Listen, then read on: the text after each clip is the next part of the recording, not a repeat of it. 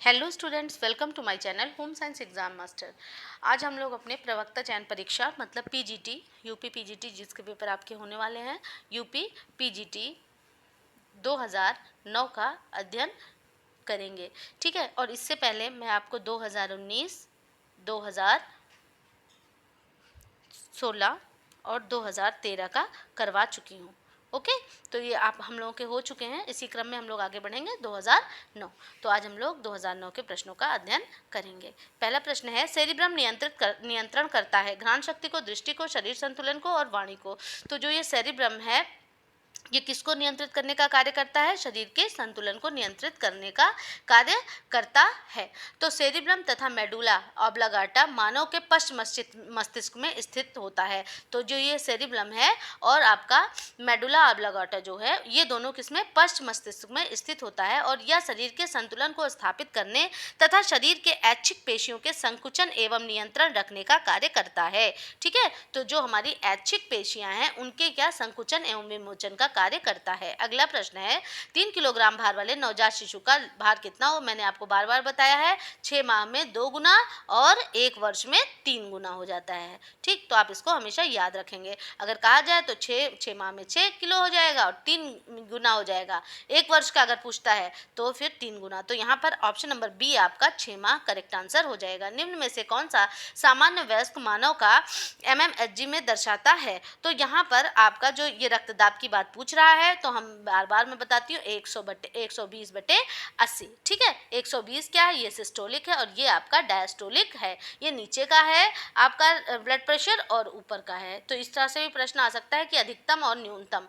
ठीक, तब भी आप ये इसको बता सकते हैं। तो ऑप्शन नंबर आपका 120/80, ऑप्शन नंबर ए यहाँ पर आपका करेक्ट होता है। सगर्भता काल की अवधि होती है। सगर्भता काल लिखा हुआ है, इंग्लिश में इसको कहेंगे प्रेगनेंसी। Okay, pregnancy. तो इसकी अवधि कब से कब तक होगी? तो इससे निषेचन से कब तक? जन्म तक। ठीक है, तो आपका निषेचन से जन्म तक की होती है और ये कितने? 280 दिन का, लगभग 280 दिन। 200 और फिर उसके बाद अगर उसमें पूछता है आपसे वीक्स में, तो 38 प्लस रहता है, 40 वीक्स भी इसको आप कर सकते हैं। और इसको इसके जो ट्राइमेस्टर हैं, 3 ट्राइमेस्टर हैं। फर्स्ट ट्राइमेस्टर 1 से 3 माह, सेकेंड ट्राइमेस्टर आपका 4 से 6, फिर उसके बाद लास्ट वाला ट्राइमेस्टर। ठीक, अगला प्रश्न है, स्त्री अंडाशय में एस्ट्रोजन व प्रोजेस्टेरॉन उत्पन्न होता है। कहाँ पे होता है? स्त्री अंडाशय में एस्ट्रोजन और प्रोजेस्टेरॉन। प्रोजेस्टेरॉन को हम लोग प्रेगनेंसी हार्मोन के नाम से भी जानते हैं। एस्ट्रोजन जो है वो सेकेंडरी सेक्सुअल कैरेक्टरिस्टिक जैसे मासिक धर्म का होना, ये सारी चीज़ें आपका एस्ट्रोजन इसका नियंत्रण करता है। तो ये पूछा है कि कहाँ पर उत्पन्न होता है, तो ये ग्रेफियन पुटक तथा कार्पस ल्यूटियम में यह उत्पन्न होता है। अगला है हमारा, दूध में स्टार्च की मिलावट का परीक्षण किसके द्वारा होता है? तो मैंने आपको बताया है, स्टार्च का परीक्षण करने के लिए किसकी आवश्यकता होती है? आयोडीन के विलयन की। अगर स्टार्च प्रेजेंट है तो उसका कलर कैसा हो जाएगा? डार्क ब्लू कलर का हो जाएगा। जो वस्तुएं व सेवाएं परिवार के सदस्यों को बिना धन के उपयोग के प्राप्त होती हैं वो क्या कहलाती हैं? तो वो सारी चीजें हमारे किसके अंतर्गत आती हैं? अप्रत्यक्ष आय के अंतर्गत आती हैं। अगला प्रश्न है,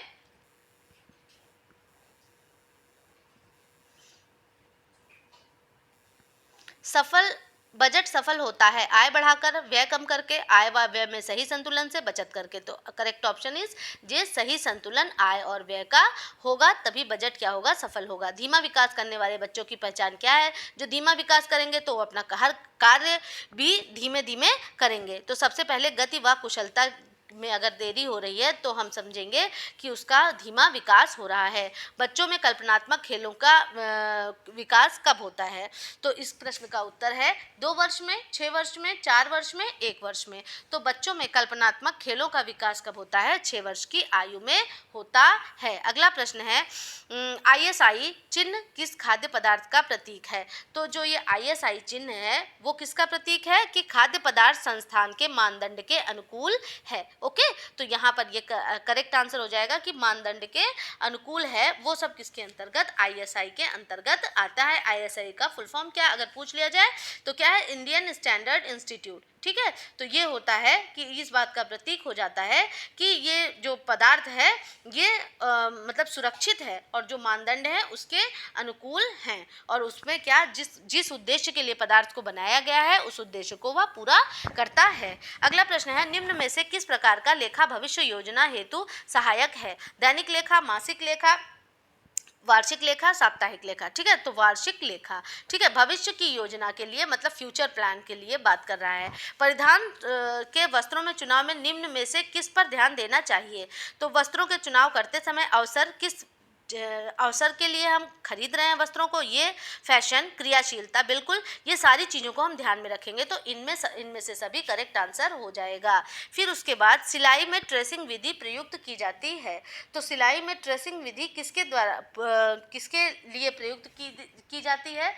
तो इसका यहाँ पर है ब्लाउज हेतु, ब्लाउज के निर्माण हेतु किसका ट्रेस करके इसको बनाया जाता है, तो ट्रेसिंग विधि यहाँ पर ऑप्शन नंबर ए करेक्ट हो जाता है। फिर प्रसार शिक्षा स्कूल के बाहर दी जाने वाली व्यवस्था, इसमें प्रौढ़ व युवा व्यक्ति करके सीखते हैं। तो ये जो आपकी प्रसार शिक्षा है वह स्कूल से बाहर दी जाने, तो ये किसका कथन है?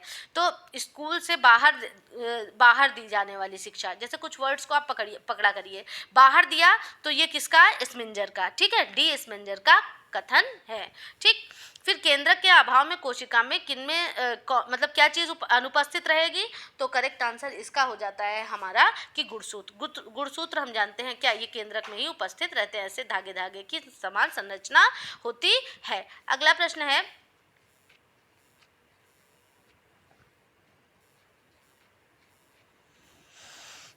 मनुष्य के सभी कृंतक व रत्नक दंत गिर जाने पर शेष बचेंगे। तो मनुष्य के जो कृंतक और रत्नक जो दंत हैं उनके गिर जाने पर शेष कितने दांत बचेंगे? तो शेष हमारे कितने दांत बच जाते हैं? 20 दांत।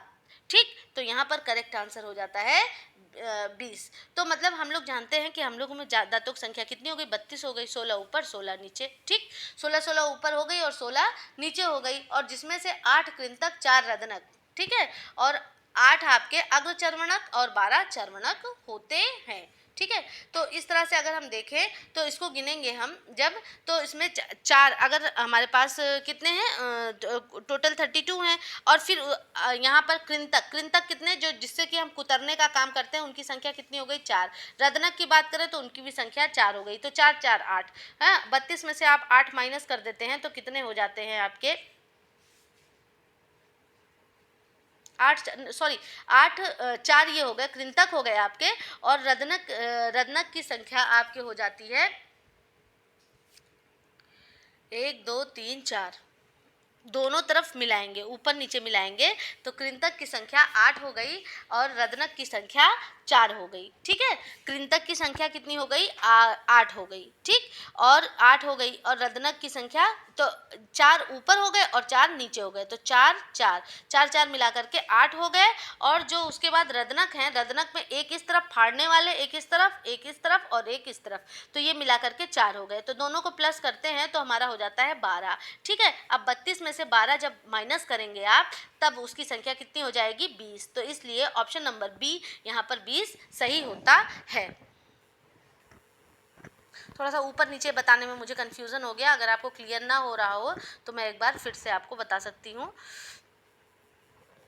कृंतक रत्नक की बात हो रही है, तो यहाँ पर जो कृंतक है आप नोट कर लें, कृंतक कितना? 8 हो गया आपका, रत्नक हो गए 4 हो गए, फिर उसके बाद 8 अग्र चर्वणक हैं और 12 चर्वणक हैं, तो इस तरह से मिल करके कितने हो गए आपके? टोटल 32 दांत हो गए। ओके, अगला है वृक्क की, तो यहाँ पर 20 दांत बचेंगे, अगर वो गिर गया तो कितना बचा हमारा? 20 दांत बचा। ओके, वृक्क की रचनात्मक व कार्यात्मक इकाई क्या है? तो वृक्क की रचनात्मक एवं कार्यात्मक इकाई क्या है? नेफ्रॉन है, और नेफ्रॉन, वृक्क का मतलब समझ रहे हैं ना, किडनी, हाँ, किडनी की जो कार्यात्मक इकाई वो क्या है? नेफ्रॉन है। और अगर फंडामेंटल इकाई भी अगर पूछ ली जाए तो भी क्या हो जाएगा? नेफ्रॉन। कार्यात्मक एवं रचनात्मक पूछा, अच्छा ठीक पूछा है, कार्यात्मक नेफ्रॉन है, और प्रत्येक वृक्क में, और आपने पढ़ाई होगा कितने, लगभग 1 लाख से ज़्यादा, तो 1,30,000 नेफ्रॉन पाए जाते हैं। ओके, प्रत्येक वृक्क में, मतलब एक वृक्क जो है आपका, उसमें कितने? 1,30,000 तक के नेफ्रॉन पाए जाते हैं। अगला प्रश्न है, श्वसन क्रिया को नियंत्रित किसके द्वारा श्वसन क्रिया का नियंत्रण किसके द्वारा नहीं होता है? तो आपका केंद्रीय तंत्रिका तंत्र, पैरासिम्पैथेटिक तंत्रिका तंत्र, स्वचालित तंत्रिका तंत्र और सिम्पैथेटिक तंत्रिका तंत्र। तो श्वसन क्रिया का नियंत्रण किसके द्वारा नहीं होता है? स्वचालित तंत्रिका तंत्र के द्वारा नहीं होता है। तो ये आपका ऑप्शन नंबर 3 क्या हो जाता है, यहाँ पर आपका करेक्ट हो जाता है। तो जो श्वसन क्रिया है उसका नियंत्रण एवं नियमन 2 प्रकार से होता है, तंत्रिका नियंत्रण तथा रासायनिक नियंत्रण। मस्तिष्क के मेडुला ऑब्लांगाटा में स्थित श्वसन केंद्र द्वारा केंद्रीय तंत्रिका तंत्र, पैरास्थेटिक तंत्रिका तंत्र तथा सिम्पैथेटिक तंत्रिका तंत्र के माध्यम से श्वसन क्रिया नियंत्रित एवं नियमित होती है। तो इसमें ये केंद्रीय भी हो गया, पैरासिम्पैथेटिक भी हो गया और सिम्पैथेटिक भी हो गया, इनके द्वारा नियंत्रित होती है और स्वचालित तंत्रिका तंत्र के द्वारा नियंत्रित नहीं होती है। तो यहाँ पर ऑप्शन नंबर 3 आपका करेक्ट हो जाता है। अगला प्रश्न है, अंतः श्वसन होता है श्वास नलिका में रक्त कोशिकाओं व ऊतकों के बीच, फेफड़ों में इनमें से किसी में नहीं। तो अंतः श्वसन कहाँ पर होता है? तो यह जान लीजिए कि कोशिकाओं तथा ऊतकों के बीच में होता है। तो ये आपका करेक्ट आंसर हो गया, रक्त कोशिकाओं। रोगी के लिए आहार आयोजित करते समय निम्न में से किस पर ध्यान? रोग का कारण जानना, आहार की प्रकृति, रोगी को भोजन संबंधी आदतें। तो ये सारी चीजें पॉजिटिव है, इसलिए इनमें से सभी करेक्ट आंसर हो जाएगा। अगला प्रश्न है, वस्त्र को छापने की क्रिया दोनों ओर से एक साथ की जाती है, ये किसके द्वारा है? तो यह रोलर छपाई में होता है। रोलर छपाई विधि के अंतर्गत वस्त्र के दोनों तरफ एक साथ छपाई कार्य किया जाता है। इस विधि में छपाई किए जाने वाले कपड़े के दोनों तरफ रोलर स्पर्श करता है, जिससे रोलर में चिपके हुए रबर के कपड़े पर सटते हैं तथा उसमें लगा हुआ रंग कपड़े पर लग जाता है। तो ये क्या? रोलर छपाई इसके अंतर्गत आती है। गृह विज्ञान प्रसार शिक्षा का उद्देश्य महिलाओं में आत्मनिर्भरता के गुणों का विकास करना, परिवार के दृष्टिकोणों में परिवर्तन लाना, और फिर उसके बाद है आपका इनमें से सभी। तो गृह विज्ञान प्रसार शिक्षा का उद्देश्य क्या है? इनमें से सभी है। जीव द्रव्य, प्रोटोप्लाज्म के कार्बनिक अणुएं क्या है? जीव द्रव्य जो है, तो ठीक है, उसमें क्या होता है? वसा होता है और न्यूक्लिक अम्ल। न्यूक्लिक अम्ल में क्या? हमारा आरएनए और डीएनए दोनों आता है। ठीक है, तो ये आपका करेक्ट हो जाता है क्या?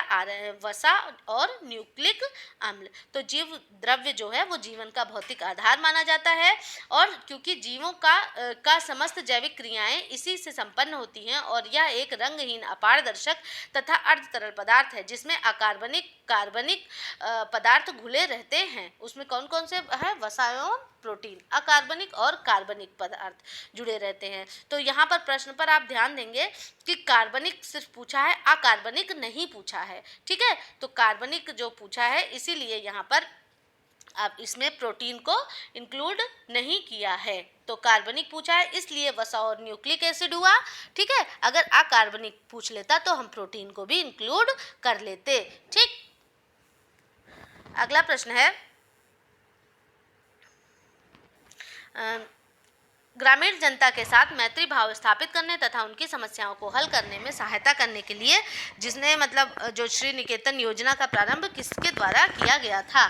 तो श्री निकेतन योजना जो है ये किसके द्वारा? ये हमारे रविन्द्रनाथ टैगोर जी के द्वारा की गई हुई योजना है। तो जो श्री निकेतन योजना है इसका जो प्रारंभ है वो किसने? ग्रामीण जनता में मैत्री भाव स्थापित करने तथा उनकी समस्याओं का हल करने में सहायता करने के उद्देश्य से उनकी के लिए किया गया। रविन्द्रनाथ टैगोर द्वारा समाजशास्त्री एमएल हस्त से सहयोग लेकर 1920 में 8 ग्रामों से शुरू किया गया। कब? 1920 में। शुरू में कितने गांव थे? 8 गांव थे। ठीक है, अगला प्रश्न है, व्यवस्थापन प्रक्रिया का पहला चरण हम सभी लोग जानते हैं क्या? आयोजन, नियंत्रण और मूल्यांकन। तो योजना बनाना यही क्या है? व्यवस्थापन का पहला है। दूसरा क्या है? नियंत्रण है। और तीसरा क्या है? मूल्यांकन है। अगला प्रश्न है, एकाधिकार नियम और नियंत्रण व्यापार अधिनियम किस वर्ष प्रभाव में आया? तो ये हमारा कब आया है? ये एकाधिकार और नियंत्रित व्यापार अधिनियम एक्ट हमारा 1969 में आया हुआ है। कब है? 1969 में आया हुआ है। फिर अगला प्रश्न है, प्रेशर कुकर को वाष्प दबाव को नियंत्रित करने के लिए किसका उपयोग किया जाता है? तो जो सुरक्षा वॉल्व लगी होती है उसी का उपयोग किया जाता है, क्योंकि प्रेशर ज़्यादा या किसी भी स्थिति में क्या होता है? वॉल्व निकल जाता है ना, इसीलिए ऐसा होता है। कंजेस्टिव हृदय रोगी आहार में मतलब कितना सोडियम देना चाहिए, तो 500 मिलीग्राम से कम सोडियम देना चाहिए। अघुलनशील तथा संश्लिष्ट आहार का घुलनशील और सरल आहार में रूपांतरण कहलाता है, तो वो क्या कहलाता है? आधारीय चयापचय कहलाता है। ठीक है। शरीर के जीवित रहने के लिए अनिवार्य न्यूनतम शक्ति या ऊर्जा प्रदान करने के लिए होने वाला चयापचय आधारीय चयापचय के अंतर्गत आता है। ठीक, फिर उसके बाद भारत सरकार के द्वारा राष्ट्रीय ग्रामीण स्वास्थ्य मिशन का प्रारंभ कब किया गया? 12 अप्रैल 2005 को किया गया। जल प्रदूषण निवारण नियंत्रण हेतु भारत सरकार में जल प्रदूषण अधिनियम कब किया गया? सन 1974 में जल प्रदूषण अधिनियम लाया गया। और अगर पर्यावरण संरक्षण अधिनियम पूछ लेता है तब क्या होएगा? 1986 में। ठीक है, आपका पर्यावरण संरक्षण अधिनियम आता है। ठीक, 1986 में अगर क्वेश्चन पूछता है पर्यावरण संरक्षण अधिनियम तब 1986 है, और जल की बात करता है तो 1974 में है। अगला प्रश्न है हमारा कि जख्म होने की स्थिति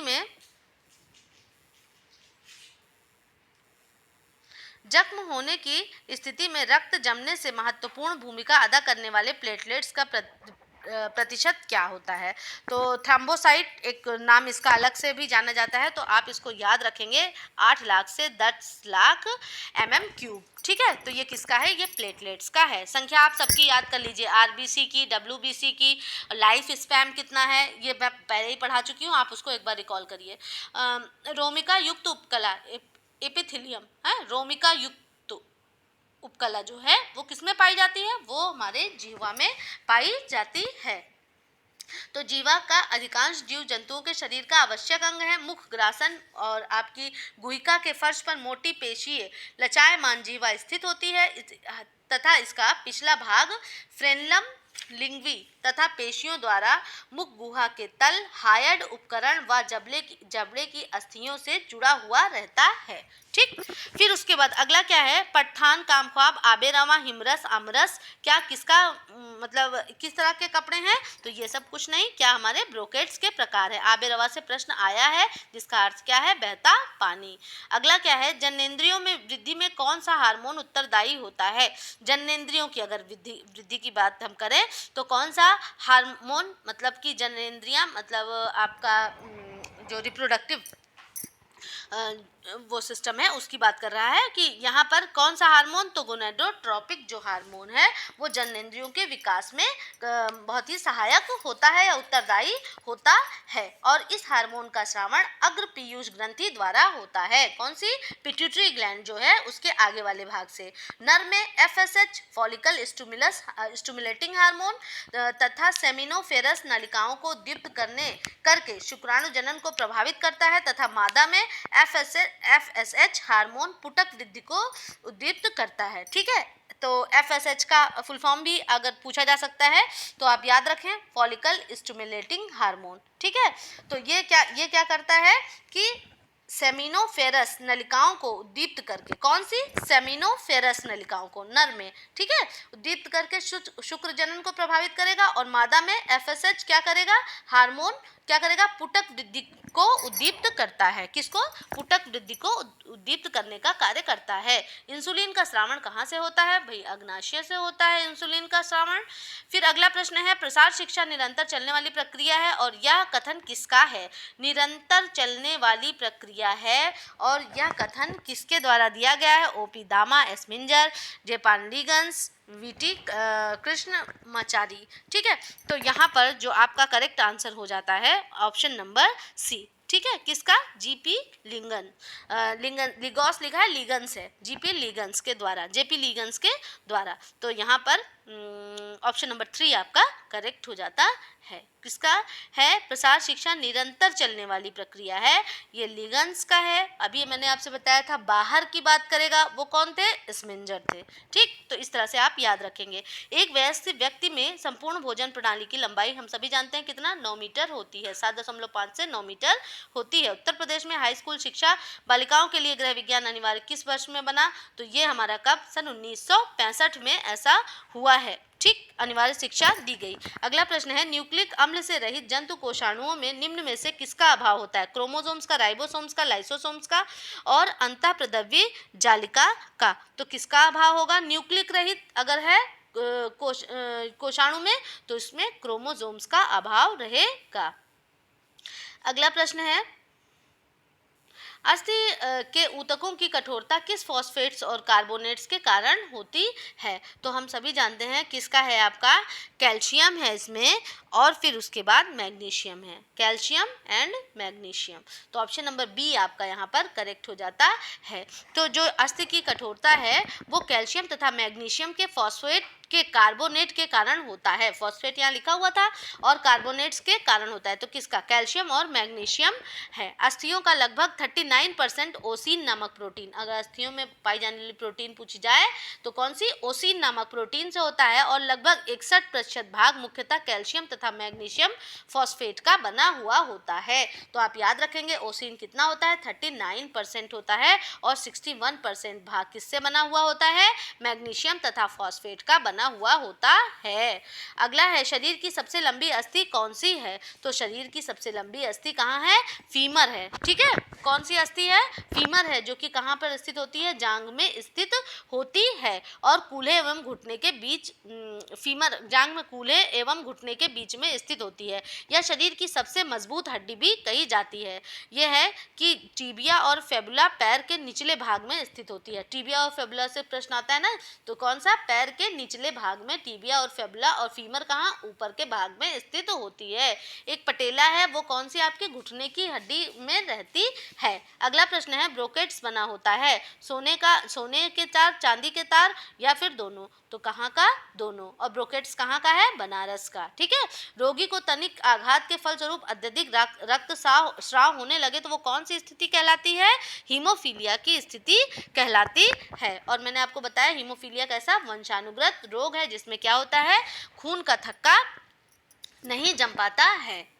बिस्तर घाव से के क्या कारण है? दबाव, रगड़, गीलापन, इनमें से सभी। तो इन सभी के कारण क्या हो सकता है? बेड आपको लेटे लेटे क्या हो जाता है?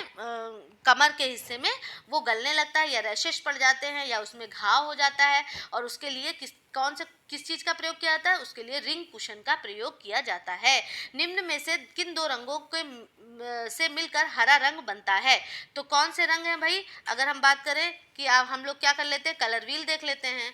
तो यहाँ पर अब थोड़ा सा कलर व्हील देखेंगे हम लोग, और यहाँ पर रेड कलर है, यहाँ ब्लू है आपका, और यहाँ येलो। इधर के सारे रंग वार्म, बताया ना आपसे, इधर के सारे रंग कूल। ठीक है, तो फिर हम बात करते हैं कि ये क्या पूछ रहा है प्रश्न में, कि निम्न में से किन दो रंगों को मिलाकर हरा रंग बनता है? तो हमें ये कलर मिल गए। अच्छा, ब्लू और रेड को कौन सा मिलाएंगे? तो वॉयलेट बन गया। यहाँ पर हमारा ऑरेंज बन गया, और ब्लू और येलो को मिलाते हैं तो ग्रीन कलर बनता है। और ये सारे कौन से हैं? ये हमारे सेकेंडरी कलर हैं, और ये हमारे प्राइमरी कलर्स हैं। अगला प्रश्न है, निम्न में से कौन सी ग्रंथि दिमाग में स्थित होती है? एड्रिनल, थायराइड और पैराथायराइड और पिट्यूटरी। तो हम सभी जानते हैं कौन सी ग्लैंड? हमारी पिट्यूटरी ग्लैंड जो है वो हमारे कहाँ? मस्तिष्क में स्थित होती है, और इसको क्या हम लोग मास्टर ग्लैंड के नाम से भी जानते हैं। ठीक है, और जो ये पिट्यूटरी ग्लैंड है वो दिमाग की स्फेनाइड हड्डी में एक गड्ढे में स्थित रहती है, और ये मटर के दाने के आकार की होती है, मालूम है ना? इसका भार लगभग 0.6 ग्राम, कितनी छोटी कितना बड़ा काम इसका, 0.6 ग्राम होता है। और इसे क्या कहते हैं? मास्टर ग्लैंड भी कहते हैं। कितना होता है भार भाई? 0.6 ग्राम, 1 ग्राम भी नहीं होता है, और कैसे? मटर के दाने के आकार की होती है। और कौन सा गड्ढा है? स्फेनाइड हड्डी में एक गड्ढे में स्थित होती है। बिल्कुल याद कर लीजिए, दिमाग की स्फेनाइड हड्डी में एक गड्ढे में स्थित होती है, और इसका भार 0.6 ग्राम होता है। अगला प्रश्न है, थायराइड ग्रंथि कितने खंडों में बनी हुई होती है? तो थायराइड जो ग्लैंड है हमारी वो कितने खंड में है? वो 2 खंड में बनी हुई है, 2 भागों में बटी हुई है। ठीक है, बटरफ्लाई वाली भी यही है, एच के आकार की अगर आता है प्रश्न में तब भी यही है, थायराइड ग्लैंड ही। गर्भ में आहार व ऑक्सीजन की पूर्ति किसके द्वारा होती होती है, फुफ्फुस, गर्भाशय, प्लासेंटा, क्या है, एम्बिलिकल कॉर्ड। तो ये ऑक्सीजन की आहार एवं ऑक्सीजन किससे मिलेगा, एम्बिलिकल कॉर्ड के द्वारा मिलता है। ठीक, तो यहाँ पर ऑप्शन नंबर आपका 4 करेक्ट होता है, कभी भी प्लासेंटा मत लगाइएगा। तो ठीक है, तो एम्बिलिकल कॉर्ड जो है उसके द्वारा आहार एवं ऑक्सीजन दोनों है, फूड का है ना, तो इसलिए आप इसको बिल्कुल याद रखेंगे कि महिला का शरीर का एक अभिन्न अंग होता है जो गर्भावस्था में बच्चे को सुरक्षा, पोषण एवं ऑक्सीजन की पूर्ति करता है। बच्चा गर्भ में इसी के सहारे जीवित रहता है। अगला प्रश्न है, पेशियों को अस्थियों से जोड़ती हैं, क्या चीज जोड़ती हैं, तो पेशी से अस्थि को कौन जोड़ेंगी, कंडराएं अर्थात टेंडन, और लिगामेंट जो होती हैं वो क्या है, बोन टू बोन, बोन को बोन से जोड़ती हैं, वो कौन सी हैं, लिगामेंट हैं। अगला प्रश्न है हमारा सिस्टोलिक। देखिए अभी मैंने आपको डायस्टोलिक सिस्टोलिक बताया था। सिस्टोलिक दाब होता है, सिस्टोलिक आपका यहाँ ऊपर, ठीक है, और डायस्टोलिक नीचे। तो सिर से सिर ऊपर होता है ना, तो इसी से आप याद किए सिस्टोलिक 120/80। ठीक, रक्तदाब निम्न होता है, रक्तदाब सर्वाधिक, तो सर्वाधिक होता है। तो प्रश्न नंबर 52 का क्या हो जाता है हमारा, ऑप्शन नंबर बी यहाँ पर करेक्ट हो जाता है। वसा में घुलनशील विटामिन, वसा में घुलनशील और जल में घुलनशील दो तरह के विटामिन होते हैं। जल में घुलनशील BC है, उसको छोड़ के ADE जो है वो हमारा वसा में घुलनशील विटामिन है। तो यहाँ पर A और E जो है ये वसा में घुलनशील है, तो ऑप्शन नंबर बी यहाँ पर आपका करेक्ट हो जाएगा। ठीक, अगला है हमारा मेरास्मस रोग होता है, क्वाशरकर और मेरास्मस दोनों है, जो कि PEM मतलब प्रोटीन एनर्जी मॉलन्यूट्रिशन इसके अंतर्गत आता है। उसमें क्या होता है, जो मेरास्मस है वो वसा की कमी से, प्रोटीन की कमी से, प्रोटीन की अधिकता से, वसा की अधिकता से। तो जो ये मेरास्मस रोग है वो हमें किस चीज़ की अधिकता से, वो किस चीज़ की कमी से हो जाएगा, तो ये रोग जो प्रोटीन की कमी से हो जाएगा। यहाँ पर दिया नहीं है, अगर प्रोटीन प्लस एनर्जी अगर ऑप्शन में होता तो वही वाला ऑप्शन करेक्ट होता। ठीक है, जो सिर्फ प्रोटीन की कमी से होता है वो क्वाशियरकर रोग होता है, लेकिन प्रोटीन क्योंकि PEM के अंतर्गत ये दोनों आते हैं, इसलिए प्रोटीन की कमी प्लस एनर्जी दोनों, तो ऑप्शन नंबर बी यहाँ पर करेक्ट हो जाएगा।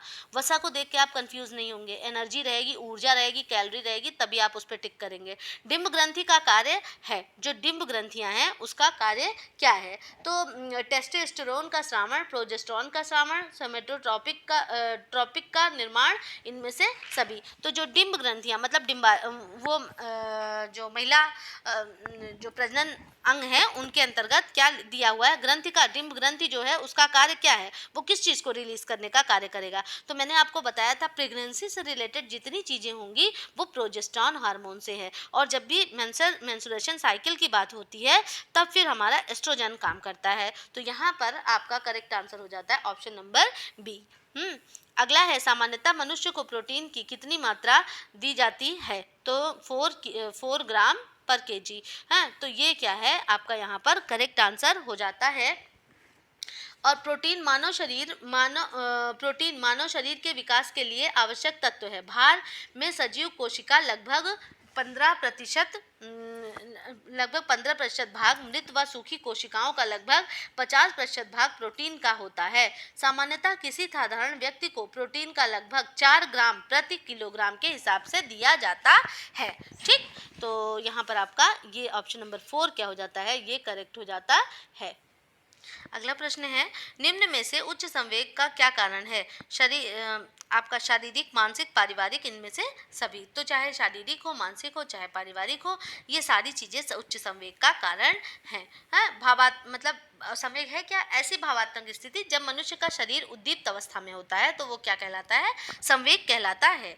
और जो ये उच्च संवेग है वो आपका शारीरिक, मानसिक, पारिवारिक सभी प्रकार का हो सकता है। और संवेग को अगर प्रभावित करने वाले घटक की बात करें तो परिवार का आकार, सामाजिक वातावरण, माँ बाप के सोचने का स्तर हो गया, सामाजिक आर्थिक स्तर हो गया, शारीरिक स्वास्थ्य हो गया, विद्यालय का वातावरण, ये सारी चीज़ें संवेग को प्रभावित करती हैं। अगला है हमारा क्वेश्चन, करघे का मुख्य भाग, क्लोथ बीम, शटल, हार्नेस, ये सभी क्या है, करघे का मुख्य भाग है, इनमें से सभी। ठीक है, तो ये मैंने एक अलग से आपका फास्ट ट्रैक रिवीजन करके टेक्सटाइल का एक वीडियो बनाया है, आप वहाँ पे देख लें।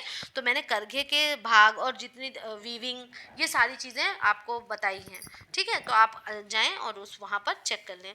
पानी में के स्टेलाइजेशन के लिए उपयुक्त विधि कौन सी है? क्लोरीन है, ब्लीचिंग है, सोडा तथा साइट्रिक एसिड है, या इनमें से सभी? तो यहाँ पर पानी के स्टेलाइजेशन के लिए इन सारी विधियों का प्रयोग किया जाता है, तो इनमें से सभी करेक्ट आंसर हो जाएगा। गर्भाधान से 2 सप्ताह की अवस्था को कहते हैं, क्या कहते हैं? गर्भाधान से 2 सप्ताह की अवस्था है तो वो क्या हो गई? 0 टू गर्भाधान से 2 सप्ताह 2 वीक्स की अगर है तो वो बीजावस्था। फिर बात करते हैं भ्रूणावस्था की, या डिंबावस्था करके आ जाए तब भी आप जान जाइएगा कि यही करेक्ट आंसर है। तो भ्रूणावस्था की बात मैं करूँ तो भ्रूणावस्था आपकी 2 वीक से स्टार्ट होती है और 2 मंथ तक रहती है। फीटस की अवस्था कब है? 2 मंथ से लेकर के जन्म तक। तो इस तरह से जो हमारी ये अवस्था है, गर्भकालीन अवस्था है, उनको हम 3 भागों में बांटते हैं। अगला प्रश्न है, मच्छर भगाने वाली दवाओं में सक्रिय रसायन कौन सा होता है? तो एलिथ्रिन जो है वही क्या है? सक्रिय रसायन है। अगला प्रश्न है, डाउन सिंड्रोम एक आनुवंशिक विकार है।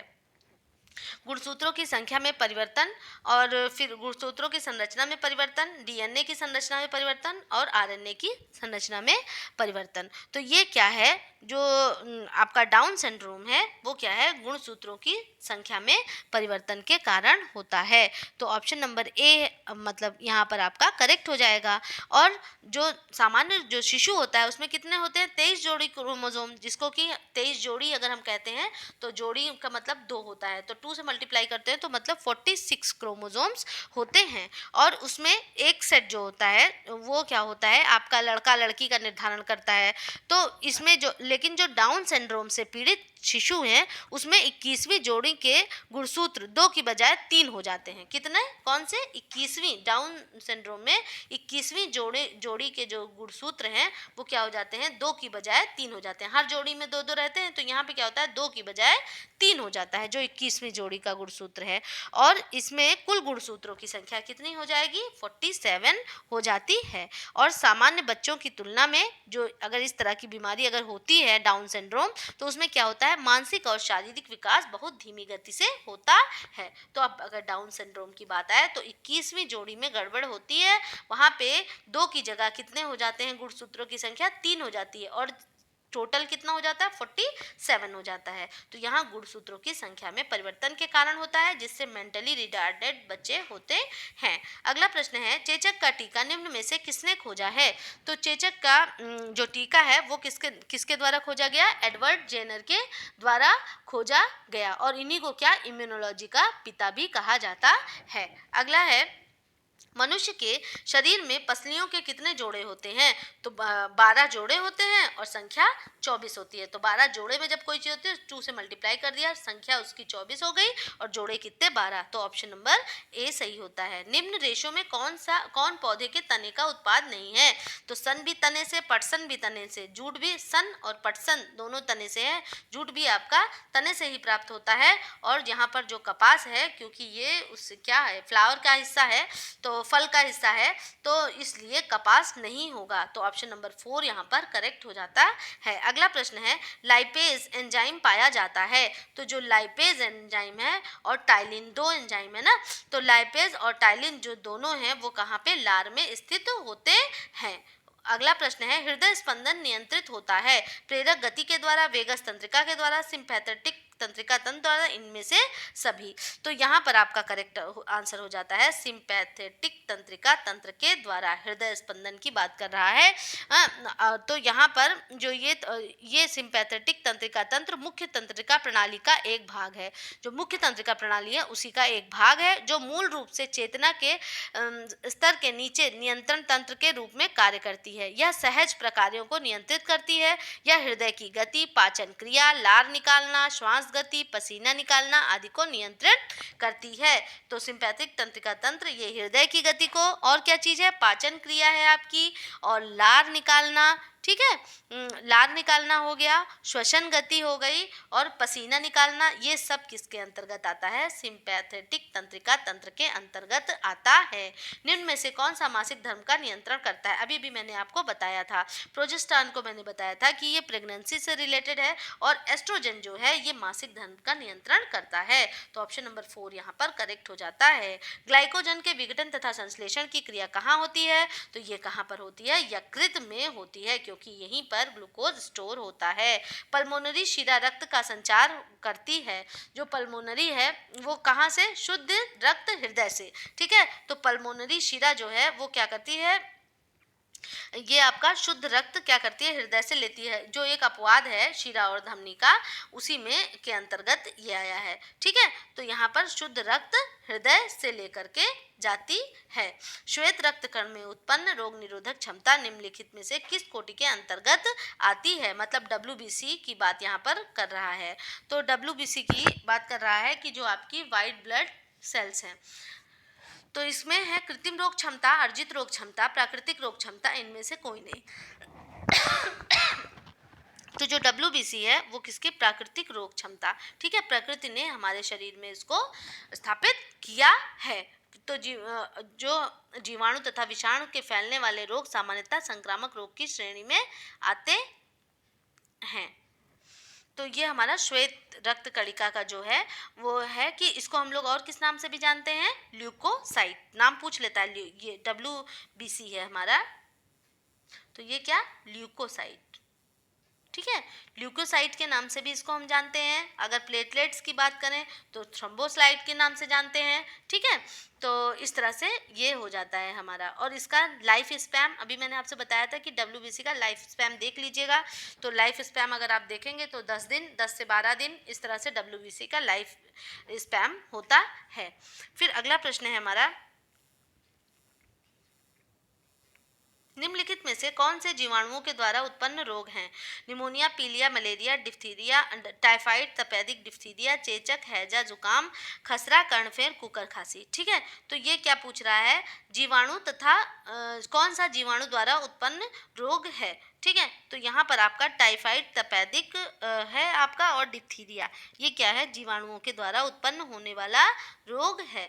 ठीक, इसमें टाइफाइड है, तपेदिक है, हैजा है, डिप्थीरिया है, ये सब विषाणु से फैलने वाले प्रमुख रोग हैं। जो विषाणु से जो फैलेंगे, जो ये तो जीवाणु वाले हो गए, कौन कौन से? टाइफाइड, तपेदिक, हैजा, डिप्थीरिया, ये जीवाणु से हो गए। और विषाणु की बात करें हम तो पोलियो है आपका, रेबीज है, एड्स है, हेपेटाइटिस है, ये सब किससे? आपके विषाणु से फैलने वाले रोग हैं। अगला प्रश्न है, खमीर व जीवाणु को समाप्त करने हेतु निम्न में से कौन प्रभावी है? खमीर व जीवाणु को प्रभावी, अगर ईस्ट है, अगर उसको हमें समाप्त करना है तो कौन सा अधिक प्रभावी होगा?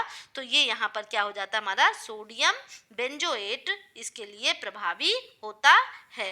लंबी अवधि के बुखार में ऊर्जा की आवश्यकता कितनी होती है? तो लंबी अवधि के बुखार में ऊर्जा की बहुत ज़्यादा आवश्यकता होती है ना, क्योंकि शरीर को ऊर्जा एकदम बिल्कुल खत्म हो जाती है, ह्रास हो जाता है। तो 50 से 100%, ऑप्शन नंबर ए करेक्ट हो गया।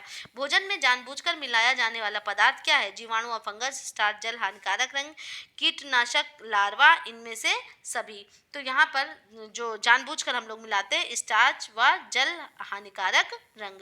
लंबी गर्दन वाली स्त्रियों में ब्लाउज का गला कैसा होना चाहिए? तो कैसा होना चाहिए? चौकोर गला होना चाहिए। वस्त्र में क्षैतिज या आड़ी रेखाओं का प्रयोग क्या करता है? व्यक्ति की मोटाई को अधिक करेगा। बिल्कुल इस तरह से है तो हमारी आंखें ऐसे मूव करेंगी, तो क्या चौड़ाई भी ज़्यादा लगेगी और हाइट भी कम हो जाएगी। ठीक है, तो यहाँ पर ऑप्शन नंबर 3 जो है वो दोनों करेक्ट हो जाएगा। अगला प्रश्न है, बच्चों में स्वयं भोजन करने का कौशल किस आयु में प्रारंभ होता है? तो बच्चों में स्वयं भोजन करने का कौशल 3 से 4 वर्ष की आयु में प्रारंभ हो जाता है। बाल विकास का अध्ययन कब से कब तक किया जाएगा? किशोरावस्था, बाल्यावस्था, शैशवावस्था, ये भी नहीं, ये भी नहीं, ये भी नहीं, और यहाँ पर ऑप्शन नंबर 1 जो है वो आपका करेक्ट हो जाता है।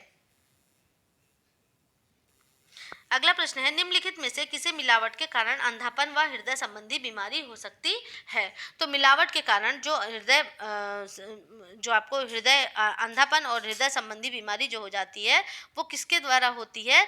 तो सरसों के तेल में, वनस्पति घी में आर्जीमोन तेल मिलाया जाता है, तो इससे हृदयाघात हो सकता है। और अगला प्रश्न है, अनौपचारिक शिक्षा का मुख्य उद्देश्य क्या है? तो अनौपचारिक जो शिक्षा है उसका मुख्य उद्देश्य है जनता में शिक्षा का प्रचार करना। अगला प्रश्न है, गृह व्यवस्था एक व्यवहारिक विज्ञान है। व्यवहारिक विज्ञान की बात कर रहा है यहाँ पर, तो ये किसका कथन है? निकल एवं डार्सी का कथन है। जापानी पुष्प सज्जा में सो सूचक शब्द क्या है? तो मनुष्य से है, प्रश्न आया हुआ है एग्जाम में। अगला है, निम्नलिखित में से कौन सा सुमेलित है? आर्लान, नायलॉन, डेकनान, रासायनिक रेशे। ठीक है, तो इसमें क्या है?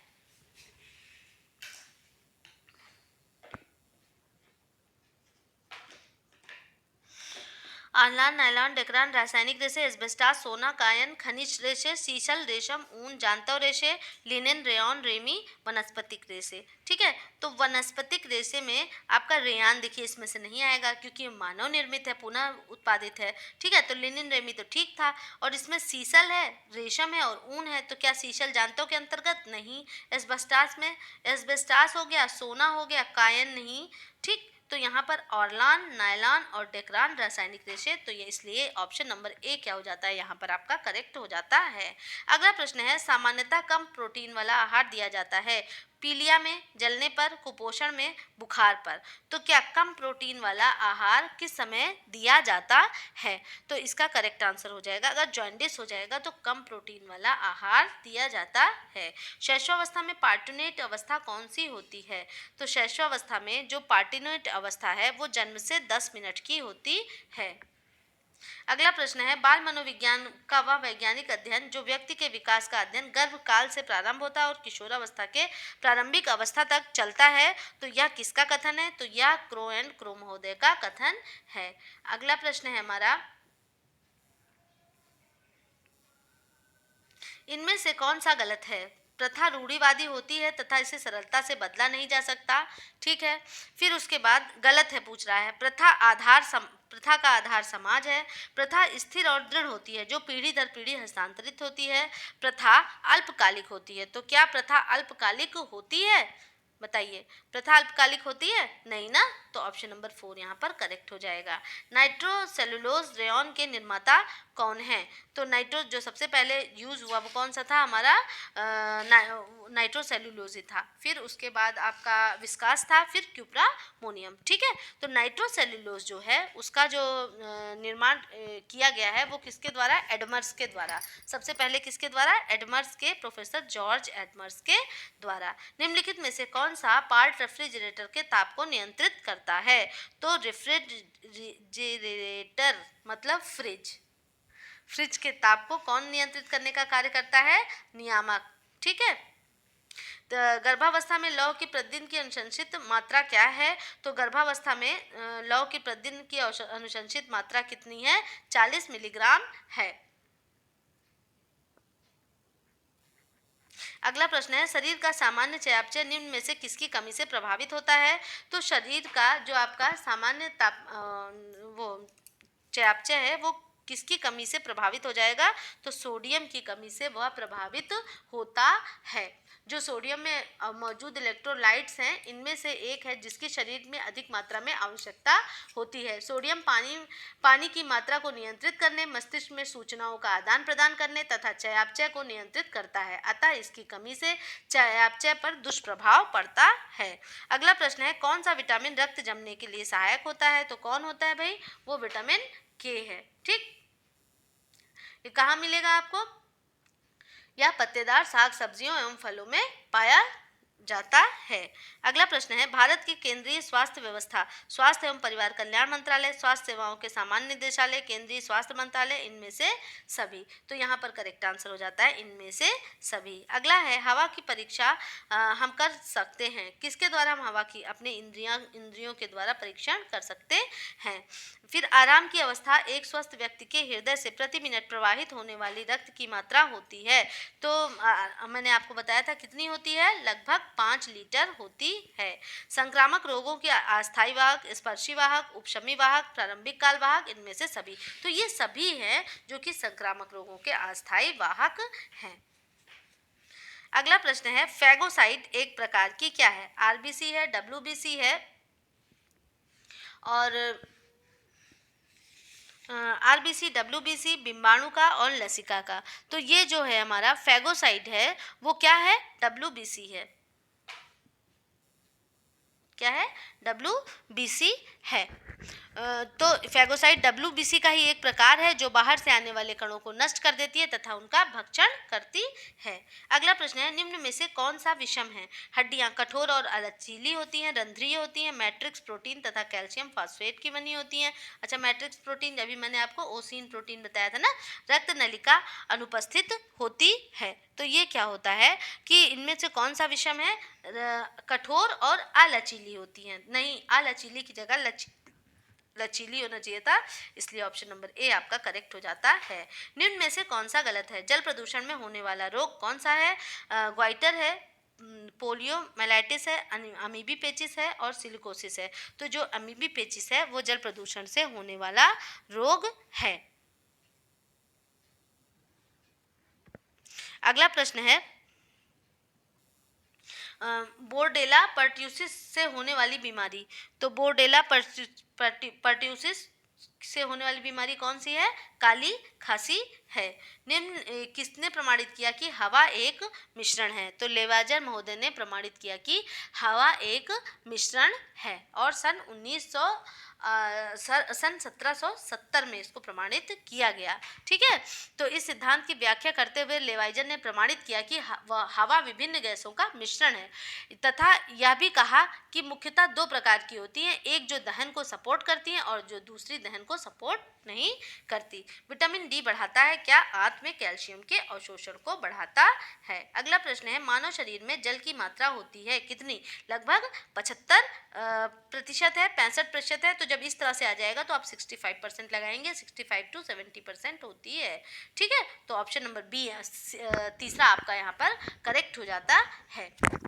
फिर अगला प्रश्न है हमारा, प्रसार शिक्षा का लक्ष्य है माँ और बच्चे के स्वास्थ्य की सुरक्षा करना, ऊंचे जीवन स्तर को प्राप्त करना, सुखी पारिवारिक जीवन प्राप्त करना, गांव के लोगों की आर्थिक स्थिति में सुधार, स्वास्थ्य, परिवार कल्याण, व्यक्तित्व की आवश्यकताएं, सामुदायिक तथा राष्ट्रीय कल्याण आदि। तो यहाँ पर ऑप्शन नंबर 4 क्या हो जाएगा? ये हमारा करेक्ट हो जाएगा। शिशुओं की क्रीपर आए, क्रीपर मतलब रेंगना, और बच्चे कब रेंगते हैं बेड पर? 2 से 4 महीने में। अगला प्रश्न है हमारा, निम्न में से किस पर टाइलिन का प्रभाव होगा? टाइलिन का प्रभाव किस पर हो जाएगा? तो टाइलिन का प्रभाव आपका शर्करा तथा स्टार्च पर, प्रोटीन तथा वसा पर, विटामिन तथा वसा पर, प्रोटीन तथा शर्करा पर। तो यहाँ पर जानिए टाइलिन का प्रभाव किस पर होता है? स्टार्च पर होता है। तो यहाँ पर स्टार्च दिया हुआ है, तो शर्करा तथा स्टार्च दोनों पर क्या होता है? टाइलिन का प्रभाव होता है, जिसको हम क्या कहते हैं? कार्बोहाइड्रेट के अंतर्गत आपका ग्लूकोज एंड स्टार्च आता है। ठीक है, अगला प्रश्न है,